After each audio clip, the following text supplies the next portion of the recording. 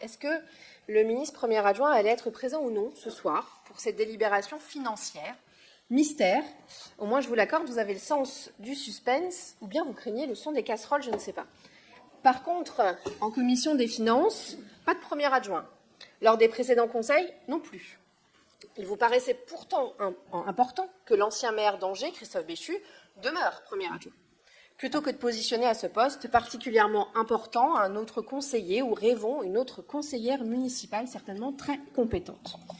Alors que le ministre de la Transition écologique fasse son travail de ministre nous convient très bien, même si nous sommes souvent déçus.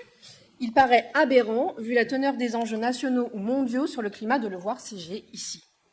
Mais son absence particulièrement fréquente en séance, vu la charge de premier adjoint, est aussi préjudiciable à la bonne tenue des débats dans notre collectivité. Il faut donc, dans ce cas, trouver une solution autre, un premier adjoint qui n'est pas ministre, et un ministre qui n'est pas premier adjoint, ou bien un ministre qui redevient maire. On a des idées. Merci. Alors, Madame Schweitzer, je ne sais plus quoi faire pour vous satisfaire. Je ne sais plus quoi faire pour vous satisfaire. Quand je ne viens pas, c'est scandaleux. Quand je viens, c'est scandaleux. Écoutez, en vous entendant donner des conseils sur la manière de composer l'exécutif, je me dis que c'est dommage, parce qu'à 45% près, vous aviez la majorité dans cette ville. C'est quand même ballot. Et manifestement, le choix des Angevins n'a pas été de vous confier la responsabilité de déterminer comment la ville devait être conduite. Donc, je comprends les artifices que vous utilisez, mais si vous le voulez bien, chacun restera à sa place.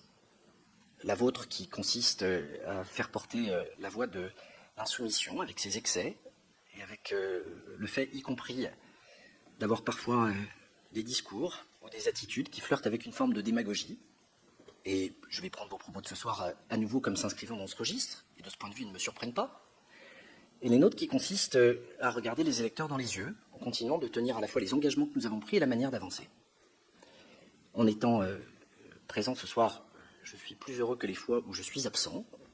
Les charges, ou la charge dont j'ai la responsabilité m'amène effectivement à suivre les choses parfois à distance, mais je peux vous dire qu'il n'y a pas de journée ou de semaine sans que les échanges que j'ai avec des membres de l'équipe municipale, parfois même avec certains des cadres de cette maison, me permettent ou de suivre, parfois de donner des conseils, parfois d'en recevoir de la part de ceux qui administrent ce territoire angevin.